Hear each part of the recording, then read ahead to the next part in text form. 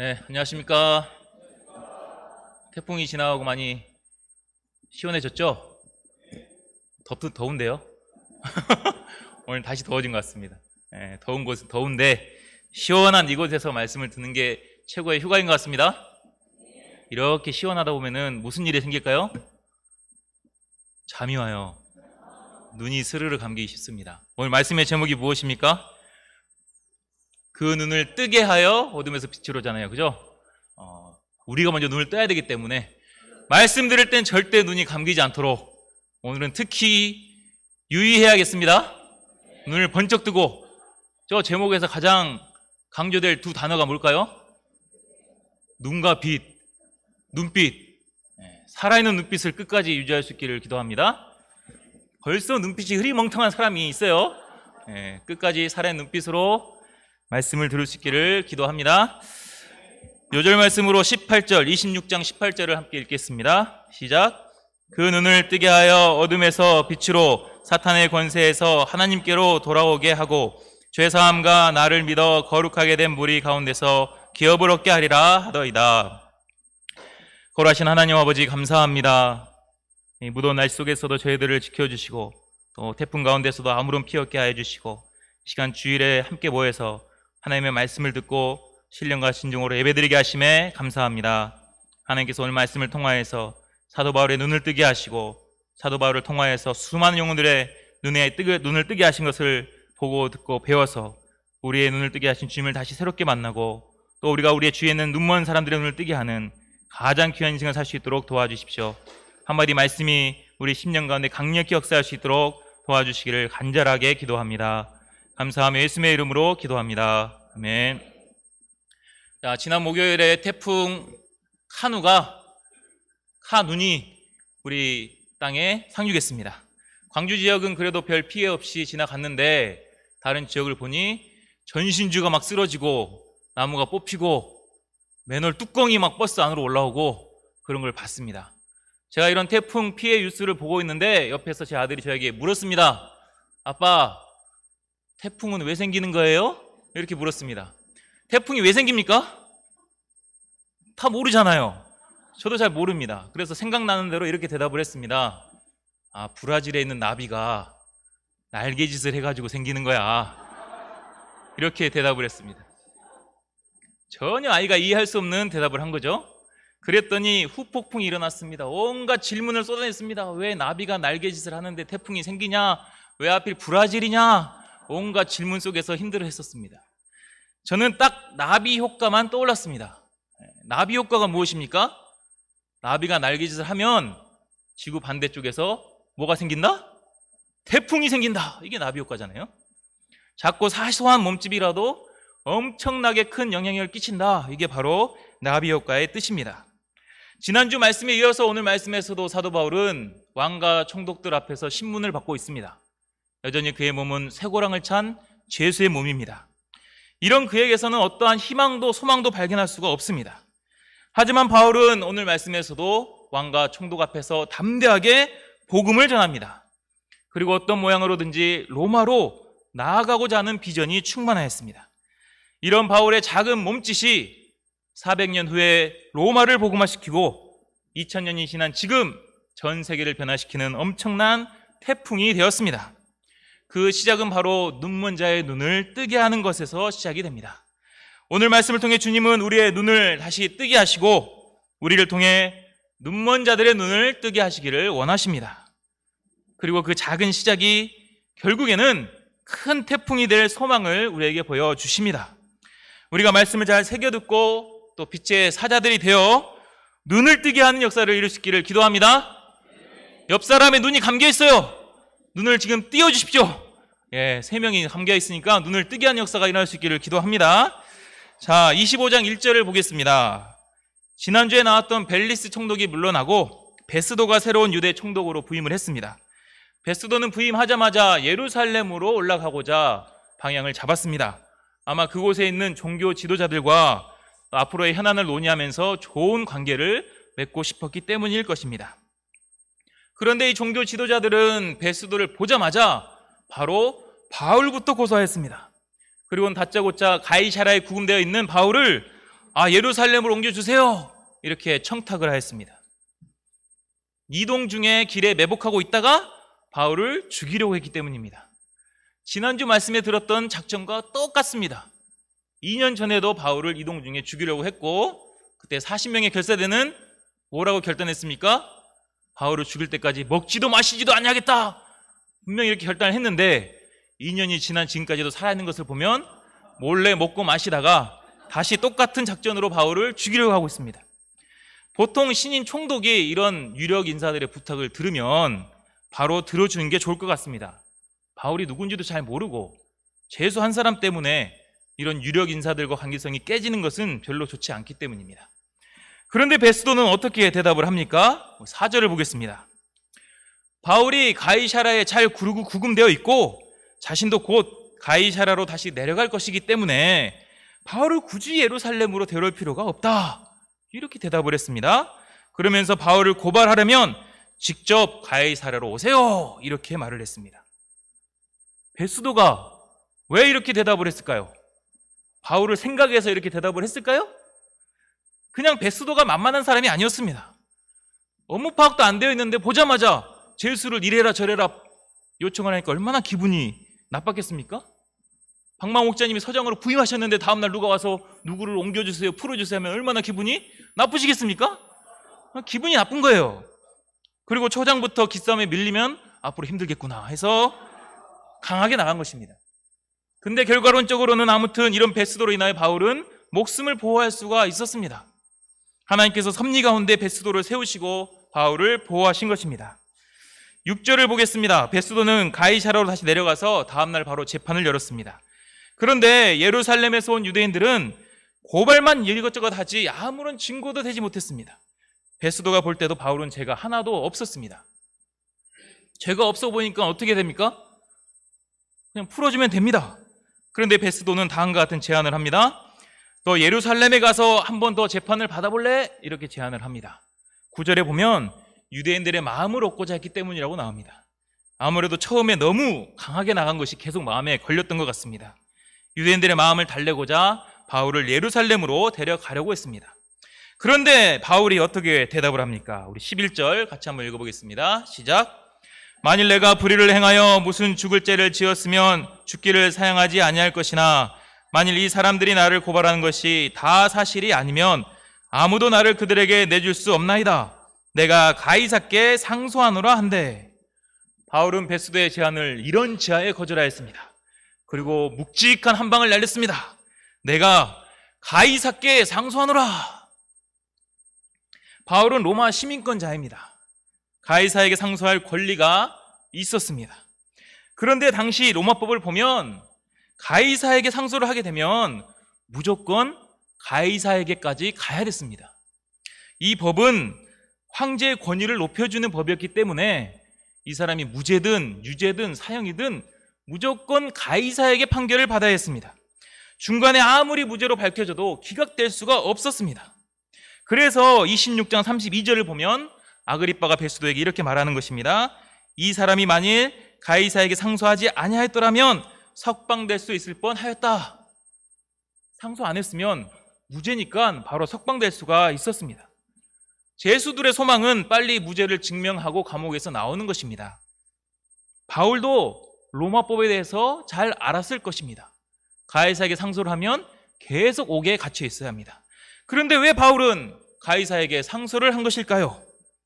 바울의 소망은 옥에서 나온 것이 아니었기 때문입니다. 바울의 소망이 무엇입니까? 우리 앞에서 나온 19장 21절 함께 읽겠습니다. 시작. 이 일이 있은 후에 바울이 마게도냐와 아가야를 거쳐 예루살렘에 가기로 작정하여 이르되 내가 거기 갔다가 후에 로마도 보아야 하리라 하고, 바울은 일찌감치 로마도 보아야 하리라 비전을 가지고 있었습니다. 바울의 소망은 로마로 가서 복음을 전하는 것이었습니다. 또한 지난주 말씀에서 나왔듯이 주님께서도 직접 바울에게 말씀하셨습니다. 23장 11절도 같이 읽어보겠습니다. 시작. 그날 밤에 주께서 바울 곁에 서서 이르시되 담대하라. 내가 예루살렘에서 나의 일을 증언하는 것 같이 로마에서도 증언하여야 하리라 하시니라. 주님께서도 바울이 로마로 가서 증언하라, 복음의 증인이 되라고 말씀하셨습니다. 바울은 비록 옥에 갇힌 죄수였지만 이런 원대한 비전에 불타고 있었습니다. 그리고 지금 감옥에 갇혀 있는 것이 오히려 로마로 갈 수 있는 절호의 기회라는 것을 깨닫게 되었습니다. 가이사에게 상소를 하면 로마행은 확정이기 때문입니다. 로마까지 가는데 차비도 들지 않습니다. 지금 밖에서는 바울을 죽이려고 혈안이 된 사람들이 많은데 최고급 로마 병력의 호의를 받으며 로마까지 갈 수가 있었습니다. 물론 바울도 지난 2년간 애매하게 옥에 갇혀 있을 때는 심히 답답했을 것입니다. 로마에서 증언하라고 하시고는 왜 이렇게 가두어 두시는가? 불만이 생겼을 것입니다. 내가 지금 이러고 있을 때가 아닌데 왠지 먼 길로 돌아가는 느낌도 들었을 것입니다. 하지만 감옥 안에서 말씀을 묵상하며 간절히 기도할 때에 지금 이것이 로마로 가는 지름길이라는 것을 깨닫게 되었습니다. 바울은 지금 돌아가고 있다고 생각을 했는데 하나님께서는 가장 빠른 길로 인도하고 계셨습니다. 바울은 지금 애매하다고 생각했는데 하나님은 가장 확실한 길로 인도하고 계셨습니다. 우리도 이 말씀을 붙들면서 많이 외쳤습니다. 전대도 보아야 하리라. 보건대도 보아야 하리라. 과기원도 보아야 하리라. 우리에게 주신 비전과 사명을 붙들고 캠퍼스 개척에 힘을 냈었습니다. 그런데 바울이 옥에 갇힌 것처럼 정체가 되고 답답할 때가 많이 있습니다. 분명히 목자로서 부르심을 받고 양들을 섬겨야 하는 것을 알지만 힘든 직장 업무 하나 감당하기가 벅찹니다. 집 앞에 있는 한정공대를 보면서 한정공대도 보아야 하리라. 가서 깃발을 꽂고 싶은데 지금 내가 감당해야 될 현실이 너무 힘이 듭니다. 누구를 빗대어 얘기한 게 아닙니다. 너무 힘듭니다. 힘든 현실을 주신 하나님이 그냥 원망스럽습니다. 힘을 내서 캠퍼스에 전도를 나가면 양들의 반응은 냉랭하고 캠퍼스 폴리스에게 쫓겨나기도 합니다. 아우, 내가 캠퍼스 역사를 섬기겠다는데 왜 이렇게 막으시는가? 이해가 잘 되지 않습니다. 더구나 지난 몇 년간은 코로나로 인해서 캠퍼스가 완전히 닫히기도 했습니다. 활짝 열어주셔도 모자랄 판에 왜 닫으시는가? 답답한 마음이 들기도 합니다. 하지만 우리는 이 돌아가는 것 같고 또 애매한 것 같고 막혀있다고 생각을 하지만 하나님은 그렇지 않으십니다. 하나님은 바울을 베스트의 길로 로마로 인도하셨듯이 우리 또한 가장 빠르고 확실한 길로 인도하고 계십니다. 당장은 우리가 알 수가 없지만 하나님은 합력하여 선을 이루시는 분이기 때문입니다. 코로나가 생길 때만 해도 복음 역사는 막막해 보였습니다. 하지만 지금 저는 형제 특공대를 섬기면서 매주 코로나가 우리에게 준 선물이다 이렇게 말하고 있습니다. 양들이 방학이라 다 타지로 흩어져 있습니다. 거제도, 고흥, 용인, 광주 다 뿔뿔이 흩어져 있습니다. 옛날 같았으면 방학 끝나고나 만날 것을 소망하면서 한두 번 전화하며 안부만 물어야 되는데 지금은 이렇게 다 모여서 말씀을 매주 2번씩이나 공부를 할 수 있습니다. 거제도에서도 오고 용인에서도 고흥에서도 오는 거예요. 코로나 전에는 상상할 수도 없었던 일입니다. 뿐만 아니라 우리는 지난주 미국 국제수양회를 안방에 앉아서 봤습니다. 상상이나 했습니까? 옛날에는 미국에 직접 가지 않으면 갔다 온 사람의 보고를 통해서 그냥 사진 몇 장 보면서 맛만 느낄 수 있었는데 지금은 그냥 실시간 라이브로 모두 다 볼 수 있게 되었습니다. 본인이 안 보니까 문제지 얼마든지 볼 수 있도록 제가 맨날 링크를 다 올려드렸습니다. 이 모든 것이 다 코로나 기간 동안 생겨난 것입니다. 우리도 생각하지 못한 것을 하나님께서 이루어 주셨습니다. 우리는 역사가 정체되어 있다, 제자 양성이 잘 안 된다, 힘들다 이렇게 생각을 합니다. 그래서 어떤 목자님은 20년 넘게 주일 회장단을 섬기고 있습니다. 매 연초가 되면 저한테 묻습니다. 목자님, 올해는 제가 빠질 수 있나요? 제자 양성을 하세요. 답은 이거밖에 없습니다. 또 한 목자님, 내가 백발이 성성할 때까지 찬양 인도를 해야겠구나 이렇게 말을 하기도 합니다. 현실을 한탄하는 것입니다. 하지만 그렇지 않습니다. 미국 국제수양회는 세계 각지에서 2,500명에 가까운 사람들이 저렇게 모였습니다. 지난주 JBF 중국 수양회에도 200명이 넘는 2세들이 모였습니다. 우리 안에도 소망스러운 양들이 신실하게 자라나고 있습니다. 하나님의 역사는 우리가 못 보는 것이지 지금도 팽창하고 있습니다. 가장 베스트의 길로 우리를 인도하고 계십니다. 중요한 것은 사도 바울처럼 어떤 상황 속에서도 나에게 주신 비전을 놓지 않는 것입니다. 목자로 부르셨다는 자부심을 잃지 않는 것입니다. 우리가 비전과 사명을 붙들고 나아가면 하나님께서 반드시 베스트의 길로 인도하실 것을 믿습니다. 13절을 보겠습니다. 며칠 후에 아그리빠 왕과 여동생 베니게가 베스도를 찾아왔습니다. 베스도는 바울로 인한 고민을 아그리빠 왕에게 말했습니다. 바울이 가이사에게 간다고 하는데 그러면 총독인 자신이 죄목을 적어서 보내야 되는데 무슨 죄목을 적어야 될지 모르겠다는 것입니다. 그래서 유대의 왕인 아그리빠가 유대의 문화도 잘 알고 있으니까 한번 신문을 해서 죄목을 알아봐 주십시오. 이렇게 자문을 구한 거죠. 로마 총독이 자기에게 부탁을 하니까 얼마나 아그리빠 어깨가 으쓱했겠습니까? 그래서 다음날 크게 위험을 갖추고 나와서 바울의 말을 듣고자 했습니다. 그 자리에는 왕뿐만 아니라 총독과 천부장 등 높은 사람들이 다 모였습니다.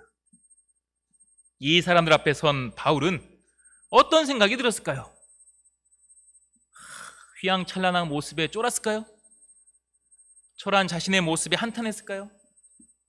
바울은 주님께서 자신을 처음 부르셨을 때 하신 말씀이 생각났을 것입니다.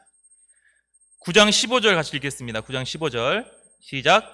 주께서 이르시되 가라, 이 사람은 내 이름을 이방인과 임금들과 이스라엘 자손들에게 전하기 위하여 택한 나의 그릇이라.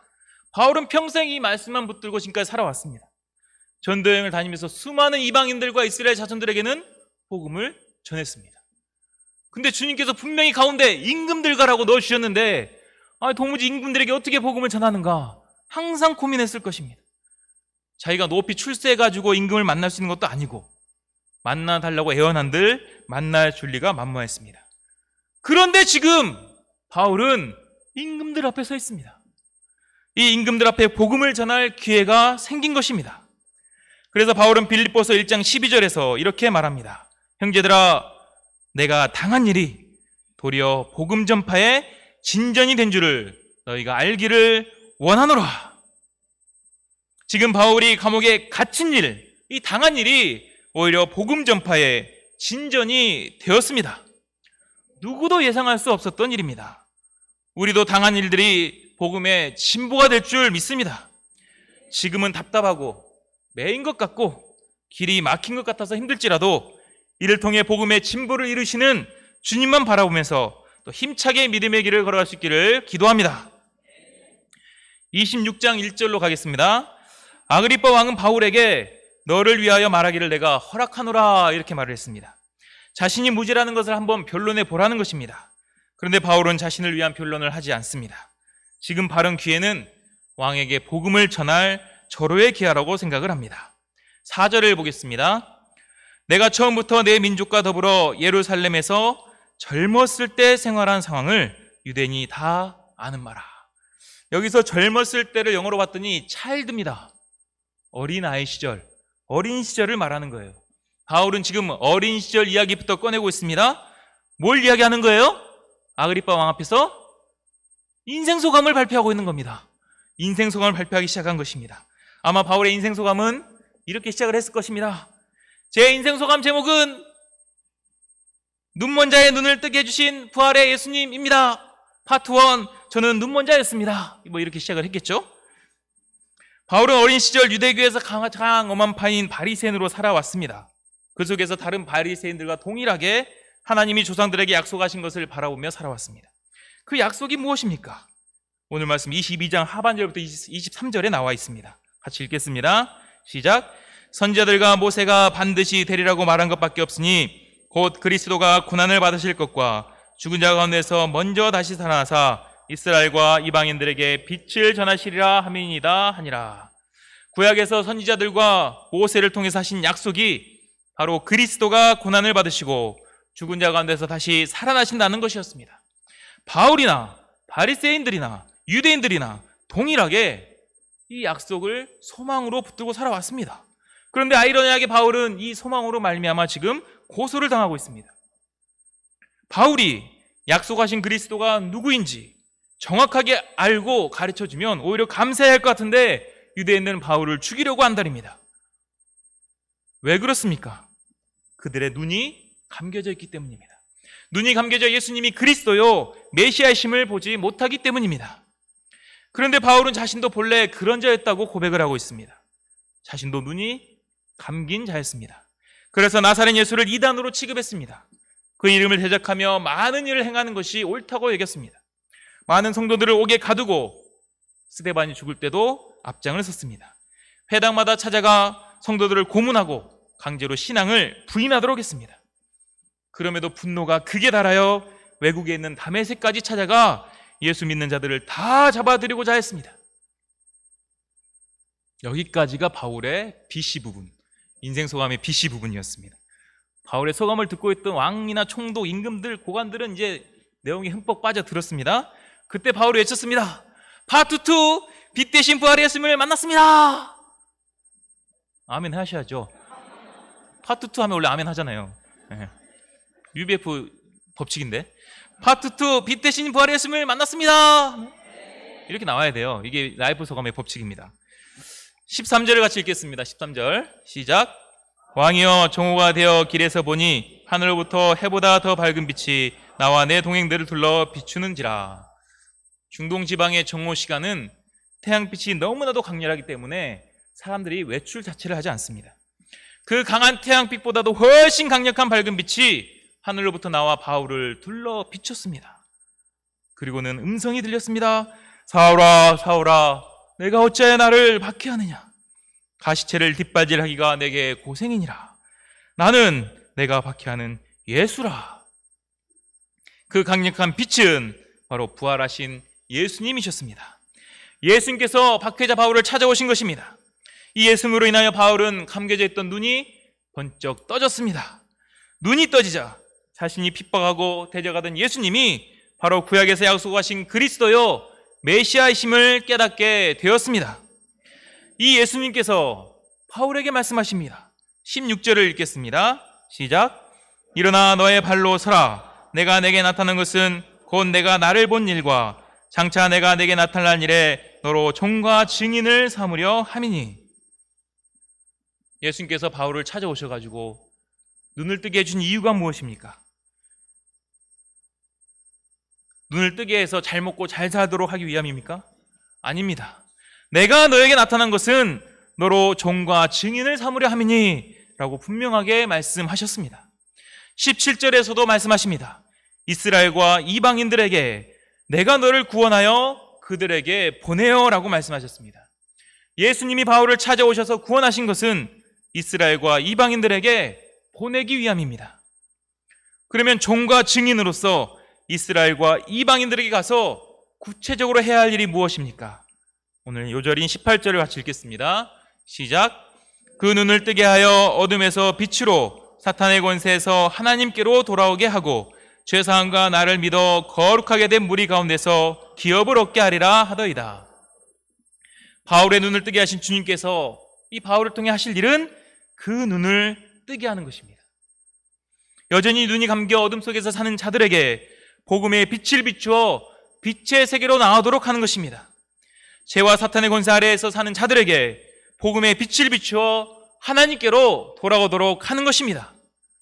이를 위해서 예수님께서 바울을 찾아오시고 그 눈을 뜨게 하셨습니다. 바울처럼 우리도 과거엔 눈이 감긴 자들이었습니다. 죄와 사탄의 권세의 어둠 아래에 있던 자들이었습니다. 어둠으로 인해서 앞이 보이지 않아 인생에 어떠한 희망도 가질 수 없던 자들이었습니다. 깜깜한 죄와 사망의 그늘에서 죽어가던 자들이었습니다. 지난주 태풍이 오는 날 밤에 저희 아파트가 정전이 되었습니다. 광주는 별 피해가 없는 줄 알았는데 저희 아파트만 유독 정전이 됐습니다. 새벽 2시경에 너무 더워서 일어나 보니 전기가 안 들어왔습니다. 전기가 안 들어오니까 정말 진짜 어떤 작은 불빛 하나 없었습니다. 그동안 그렇게 성가시게 여겼던 밥솥에 보온 불빛조차도 없었습니다. 아무런 불빛이 없으니 앞이 보이지 않았습니다. 제 핸드폰도 못 찾았습니다. 하이 빅스비 외치면 핸드폰이 대답을 하는데 아이들이 깰까봐 외칠 수도 없었습니다. 아무것도 보이지 않고 전기가 언제 다시 들어온다는 보장도 없으니 막막했습니다. 어둠 속에서 다시 잠을 청해보지만 걱정 근심으로 인해 잠도 오지 않았습니다. 저는 그때 느꼈습니다. 아, 주님께서 이번 말씀을 잘 감당하시라고 어둠을 체험하게 하시는구나. 나로 인해서 우리 아파트 단지가 고생을 하는구나. 어둠 속에 있다는 것이 이런 것이구나. 앞이 보이지 않고 막막하고 걱정, 근심, 두려움에 사로잡히는 것이구나. 이런 어둠 속에서 평생 살아가야 된다면 우와 정말 끔찍하겠구나. 제대로 체험하도록 하셨습니다. 이런 어둠을 체험하고 나니까 부활의 빛, 예수님께서 저를 찾아오셔서 빛을 비춰주신 것이 얼마나 감사한지 모릅니다. 2시간쯤 지나자 갑자기 띡 소리와 함께 에어컨에 대기등이 켜졌어요. 우와 전기가 들어왔다. 얼마나 그 불빛 하나에 기뻤는지 모릅니다. 부활하신 예수님께서는 어둠 속에 있던 우리들에게 이렇게 찾아오신 것입니다. 불빛이 아니라 태양보다 더 강력한 빛을 우리에게 비춰주셨습니다. 요한복음 1장 9절입니다. 참빛 곧 세상에 와서 각 사람에게 비추는 빛이 있었나니. 우리 각자에게, 각 사람에게 예수님은 찾아오셔서 참빛을 비추어 주셨습니다. 이 빛은 무엇입니까? 요한복음 1장 4절에서는 증언합니다. 그 안에 생명이 있었으니 이 생명은 사람들의 빛이라. 이 빛은 생명입니다. 우리를 살리는 빛입니다. 우리의 눈을 뜨게 하는 빛이요 어둠에서 빛으로 인도하는 빛입니다. 우리에게 이런 빛을 비춰주시는 이유가 무엇입니까? 우리의 눈을 뜨게 하시는 이유가 무엇입니까? 주님께서는 말씀하십니다. 16절 하반절을 다시 읽겠습니다. 시작.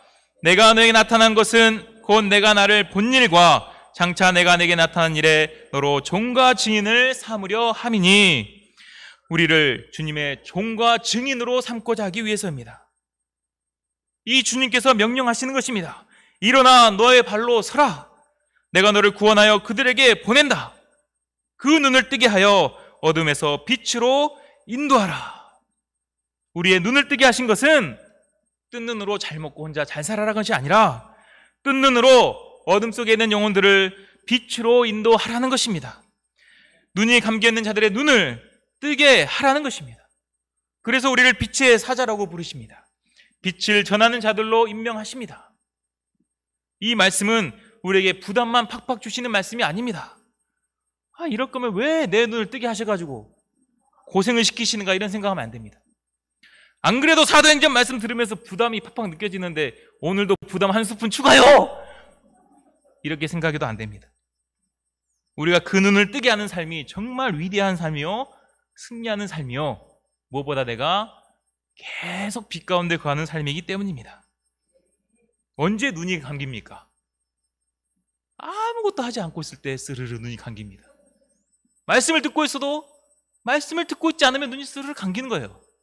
머릿속이 쉬고 있으니까 감기잖아요. 그죠? 네. 그죠? 네, 감겨 있어요. 그 자를 깨우라 했는데 옆에 사람들도 가만히 있으면 안 되는데. 자, 그 눈을 뜨게 하는 좋은 방법은 내가 누군가의 눈을 뜨게 하는 것입니다. 무기력하고 힘이 없어집니다. 내가 가만히 있어 눈이 감기면 얼마나 무기력합니까?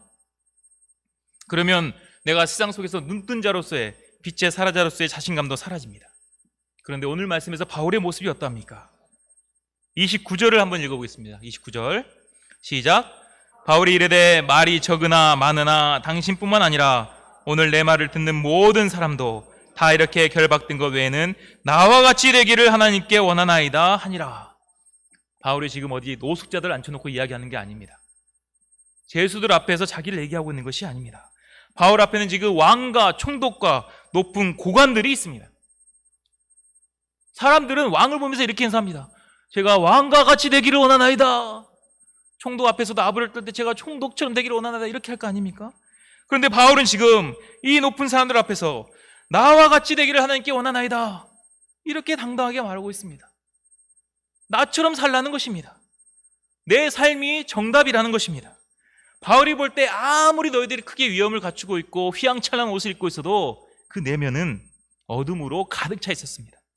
눈이 감겨져서 멸망의 길로 가고 있었습니다. 하지만 자신은 눈뜬 자였습니다. 부활의 빛을 받은 자였습니다. 바울은 이 나에 대한 자부심이 있었습니다. 내가 눈을 뜨게 하는 자라는 이 자긍심이 있었습니다. 그러니 왕 앞에서도 당당했습니다. 우리가 세상 속에서 이 당당하게 살 수 있는 비결이 어디서 나옵니까? 그 눈을 뜨게 하는 것에서 나옵니다. 내가 부활하신 예수님으로 인해 눈을 뜬 자다 이런 자부심을 가지고 복음의 빛으로 눈을 뜨게 하는 삶을 살 때에 가장 고귀하고 가장 멋있고 가장 아름답고 가장 당당한 인생을 살아가게 되는 것입니다. 무엇보다 어둠이 더 이상 우리를 지배하지 못합니다. 항상 빛 속에 거하는 밝은 인생을 살아가게 됩니다. 지난주 제2베프 전국 수양회에서 나발 목자님이 눈물로 십자가 말씀을 전했다고 들었습니다. 눈물을 흘렸죠? 네, 눈물로 십자가 말씀을 전했다고 했습니다. 제가 메시지를 받아서 그래서 읽었습니다. 얼마나 은혜가 있는가. 와, 은혜가 있었습니다. 겉으로 볼 때 얼굴만 보면 바울 목자님 얼굴은 공부 정말 잘하게 생겼습니다. 뿔테 안경 쓰고 모범생의 극치를 달리는 외형을 갖고 있는데 초등학교 첫 시험에서 빵점을 맞아가지고 부모님에게 큰 충격을 선사했다고 했습니다.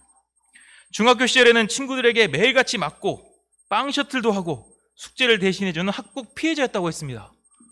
상상할 수가 없는 일이었습니다. 한 번씩 막 화도 내고 반발하는 거 보면 그런 사람이 아닌 것 같은데 이런 학국 피해자였습니다. 대학도 자신이 원하던 서울에 있는 대학은 떨어지고 생각지도 못했던 지방대로 가야 했습니다. 그러자 하나님께 반발하기 시작했습니다. 하나님이 나에게 해준 것이 뭐가 있냐고, 하나님이 나에게 해준 것이 없다고, 이제 내 마음대로 살 거야 하면서 자기 마음대로 살았다 했습니다. 세상 사람들과 어울리며 매일같이 술에 찌들고 육신의 소욕대로 살았습니다. 그럴 때 점점 어둠의 깊은 터널로 들어가게 되었습니다. 광주에 와서 목자님들의 권유로 인생소감을 쓰는데 그 소감도 살아오면서 주님께 서운했던 모든 것을 다 쏟아내는 소감이었습니다. 받은 은혜를 쓰는 게 아니라 서운했던 걸 다 쓰는 일종의 뭐예요? 그럼 뭐라 하죠? 불평장, 소감이 아니라 그런 것을 다 썼어요. 그럼에도 주님은 바울 목자님을 찾아오셨습니다.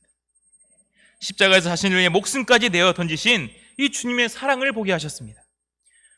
주님은 아무것도 해준 것이 없는 것이 아니라 자신을 위해 목숨까지 내어주시고 가장 귀한 생명을 주셨다는 것을 깨닫게 된 것입니다. 이 십자가상의 예수를 만나게 되자 감겨있던 눈이 번쩍 떠졌습니다. 그래서 이 사랑을 메시지에서 이렇게 표현했습니다. 주님께서는 가장 어둡고 괴로울 때 나를 찾아와 살려주신 은인이십니다. 이렇게 표현을 했습니다. 주님이 보통 은인이라고 표현은 잘 안 하는데 은인이라는 말을 듣고 이게 무슨 뜻인가 생각. 은인? 아무튼 엄청 은혜롭다는 거죠. 이렇게 눈이 떠지자 목자의 삶을 결단하게 됐습니다. 자신처럼 눈이 멀고 어둠 속에 있는 자들에게 복음을 전하고 말씀으로 돕는 자가 되었습니다. 제2베프 전국 수양회에서 십자가 말씀을 전하고 수많은 2세들의 눈을 뜨게 하는 정말 아름다운 인생을 살게 되었습니다. 만약 예수님을 만나지 않았다면 아마 바울 목자님은 더 글로리 드라마를 보고 감명받아서 나도 복수를 하리라, 자기 학폭을 줬던 친구들 찾아다니면서 사울처럼 그냥 나 사울로 살았을 것입니다. 나 사울처럼 살았을 거예요. 하지만 지금은 이름처럼 나 바울이야, 바울이 왕 앞에서 나처럼 살기를 원하나이다 하는 것처럼 당당하게 나 바울이야, 나 바울이잖아요 이름이, 이렇게 외치며 당당하게 사는 자가 되었습니다. 저도 제2베프 찬양 예배를 섬기면서 많이 놀랐습니다. 아이들이 직접 반주와 싱어를 다 했습니다. 함께 섬기러 온 하은 목사님도 이거 기적 아니에요? 이렇게 말을 했습니다. 솔직히 연초에 밴드를 시작한다고 했을 때만 해도 저는 믿음이 없었습니다. 그냥 아이들을 모으고 교제하는 차원이라고 생각했습니다. 그런데 불과 한 학기 만에 전국 수양회에서 찬양의 밤을 섬기는 아이들이 되었습니다. 겉으로 볼 때는 그들의 눈은 감겨있는 것처럼 보였습니다. 저도 예배 때 가서 찬양 인도를 하거나 말씀을 전하면 반응이 없어요. 벽을 앞에 세워놓고 하는 느낌이 들 때가 많았습니다. 그런데 우리도 모르는 사이에 그들의 눈은 떠지고 있었습니다. 분명합니다. 떠지고 있었습니다. 왜 그렇습니까? 먼저 눈을 뜬 목자님들의 헌신이 있었기 때문입니다. 목자님들은 자신의 휴가를 희생하면서 여름상회를 섬겼습니다. 무거운 악기와 음향 장비들을 홀로 봉고에 싣고 선발대로 가시는 우리 윤여호사 목자님을 보면서 심히 존경심이 들었습니다. 여름상회 때 저 혼자 한다고 불평했던 제 모습이 너무 부끄러웠습니다. 보이지 않게 간식을 준비하고 환경을 예배하는 목자님들이 정말 감동이었습니다. 이렇게 뒤에서 묵묵히 섬기시고 헌신하시는 목자님들로 인하여 감겨있던 눈이 떠진 역사가 일어나고 있습니다. 내 기준에 봤을 때는 안 떠져 있을 수도 있어요. 수양회까지 갔다 왔는데도 왜 그러나 이런 생각이 들기도 합니다. 근데 분명히 뜨고 있습니다. 내 기준으로 보면 안 됩니다. 주님께서 뜨게 하고 계십니다. 아까도 말했듯이 우리의 작은 섬김이 엄청난 태풍이 되고 있는 것입니다. 우리도 누군가로 인해서 눈을 뜨게 됐습니다. 그 감격과 기쁨은 잊을 수가 없잖아요. 이제는 우리도 그 눈을 뜨게 하는 자들이 되어야 합니다. 이것이 선한 영향력을 끼치고 연쇄작용을 끼치고 태풍 같은 역할을 하는 거예요. 지난주 안배돌 목자님은 태풍 같은 한 주를 보냈습니다. 수요 메시지를 섬기고 금요일에는 시편 119편을 1절부터 134절까지 암송했습니다. 지금 놀고 있는 분이 아닙니다. 직장이 태풍이 온다 해서 엄청 바빴습니다. 거의 매일같이 노가다를 한다 했습니다. 그래도 말씀을 쓰고 암송을 했어요. 와, 정말 나는 이분 보면 너무 이제 존경스럽습니다. 그런데 어떻게 이렇게 태풍 같은 삶을 살 수 있었는가? 우리 남녀 목자님이 강진에서 어둠 가운데 있을 때 2번이나 10만 원 갔다고 했습니다. 그것도 그때 막 뽑은 세피아 흰색 차를 타고 2번이나 어둠 가운데 있는 안배들 목자님 찾아간 거예요. 남녀 목자님 그때 찾아가면서 내 신방으로 안배들 목자가 장차 시편 119편 암송한 자가 되리라 예상을 했겠습니까? 내 신방으로 눈이 번쩍 띄어가지고 엄청난 목자가 될 것이다. 그런 기대 안 했습니다. 그냥 간 거예요.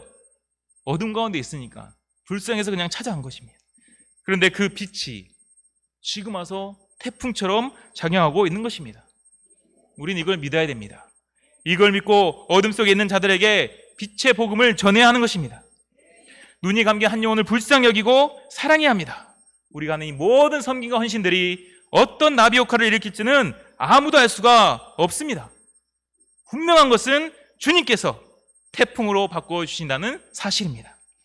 지금 당장은 내 눈에 보이지 않을지라도 지금도 살아계시고 강력한 빛으로 역사하시는 주님만을 믿고 도전할 수 있기를 기도합니다. 그래 우리가 항상 빛 가운데 거하고 눈먼 자들의 눈을 뜨게 하는 기쁨이 충만한 인생을 살 수 있기를 기도합니다. 저도 지난 여름생을 앞두고 인생소감을 10페이지나 썼습니다. 인생소감을 쓰면서 크게 느낀 2가지가 있었습니다.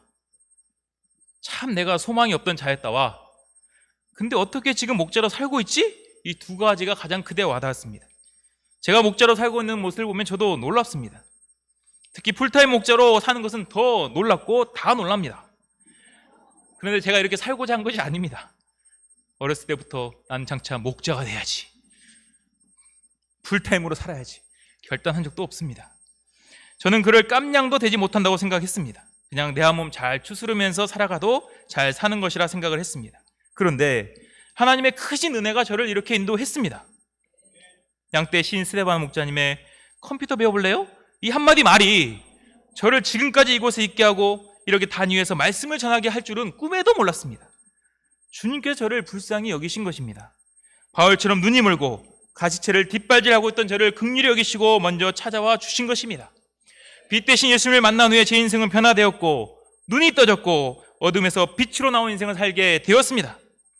과거에 힘들고 어려웠던 모든 삶들이 바울과 같은 인생 소감의 재료가 된다는 것을 깨닫게 되었습니다.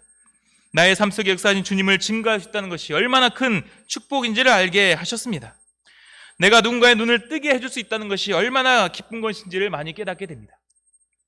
지난 여름 수행회 전에 요회에서 인생송화 발표할 때 저는 김조원 형제 한 사람만 쳐다보면서 발표했습니다. 나에게 임한 주님을 증거하기 위해서입니다.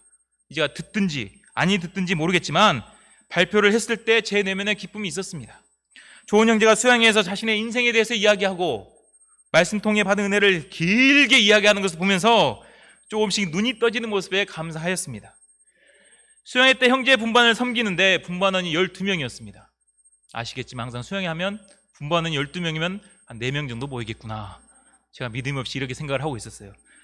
그런데 이번에는 12명 형제들이 다 모였습니다. 저렇게 다 모였어요. 그리고 이들이 다 소감을 발표했습니다. 와, 이렇게 교제하는 것도 정말 놀라운 하나님의 은혜였습니다. 저는 이들 앞에서 제 인생 소감을 또 발표했습니다. 인생을 간증했습니다. 그들이 듣든지 아니 듣든지 주님 베푸신 은혜를 증거하는 것 자체가 큰 기쁨이었기 때문입니다. 그리고 수양회를 통하여 조금씩 눈이 떠가는 모습을 보면서 더 큰 기쁨을 받게 되었습니다. 얼마 전 저는 한 뉴스를 통해서 전 세계 유튜브 구독자 1위인 사람, 전 세계에서 유튜브 구독자가 제일 많은 사람이에요. 몇 명일 것 같습니까? 1억 7천만 명이라고 합니다. 구독자 수가. 우리 센터는 지난주에 400명을 돌파했습니다. 드디어 전국 UBF 1위에요. 와, 400명. 이 사람은 1억 7천만 명. 야, 뭐 비교도 안 되지만 아무튼 이 전 세계 유튜버 1위가 앞을 못 보는 1000명의 눈을 뜨게 해줬다는 뉴스를 봤습니다. 수술비 전액을 지원해줘서 앞을 보지 못하던 사람 1000명의 수술을 지원해 준 것입니다. 이로 인해서 눈을 뜬 사람들의 영상을 담았는데 봤더니 눈을 뜨고 감격하고 저렇게 부둥켜 안고 가족도 울고 눈 뜬 것으로 인해서 기뻐하는 모습을 볼 수가 있었습니다. 눈을 뜨게 해준 유튜버도 옆에서 정말 감격하고 울면서 기뻐하는 것을 보았습니다. 이를 보면서 눈을 뜬다는 것이 얼마나 기쁜 일인지를 다시 느끼게 되었습니다. 영상을 보면서 저는 이 사람은 돈으로 1000명의 눈을 뜨게 했지만 저는 빛의 복음으로 일평생 1000명의 눈을 뜨게 하리라, 이런 결단을 하게 됐습니다. 말씀을 준비하다가 봤기 때문에 그래요. 그냥 봤으면은 아이고 그랬구나 재밌다 했을 건데 말씀을 준비하다 보니까 이런 비전이 생긴 것입니다. 이것은 지금 저에게 맡겨주신 한 영혼의 눈을 뜨게 하는 것에서 시작이 됩니다. 여전히 눈이 감겨있는 자들에게 부지런히 생명의 말씀을 전하고 낮아져 섬길 때에 주님께서 그들의 눈을 뜨게 하실 줄 믿습니다. 여전히 저는 마음속에 의심과 불신의 세력이 찾아옵니다. 완악한 양들을 보면서 변화될 수 있을까? 차갑고 냉랭해 보이는 자들이 눈을 뜰 수 있을까? 우리 솔트팀 학생들이 캠퍼스의 주인으로 설 수 있을까? 우리 모임 가운데 다시 뜨거운 학생 역사가 일어날 수 있을까? 온갖 의심이 꼬리에 꼬리를 물기도 합니다. 하지만 말씀을 준비하면서 먼저 큰 결과를 예상하는 것이 아니라 내 눈을 뜨게 해주신 예수님을 바라봐야 된다는 것을 깨닫게 되었습니다. 내가 눈을 떴다면 이 세상에 눈 뜨지 못할 사람이 누가 있으리요? 이걸 좌우명으로 삼으라고 알려주셨습니다. 주님께 주신 사명을 굳게 붙들어야겠습니다. 바울도 이 사명을 굳게 붙들었을 때에 주님께서 베스드의 길로 인도하셨듯이 제가 저에게 주신 캠퍼스 복음의 사명을 굳게 붙들고 있으면 친히 베스드의 길로 인도하실 줄로 믿습니다. 결론적으로 우리는 주님의 은혜로 눈을 뜨게 된 자들입니다. 이제 주님께서는 우리를 통해 눈먼 자들의 눈을 뜨게 하기를 원하십니다. 어둠에서 빛으로 인도하기를 원하십니다. 그래야 복음의 빛이 만방에 퍼져나가기를 원하십니다. 우리가 빛의 사자로서의 자부심을 가져야겠습니다. 당당하게 복음의 빛을 세상에 전하며 눈먼 자들의 눈을 뜨게 하는 가장 아름답고 고귀한 인생을 살아갈 수 있기를 기도합니다.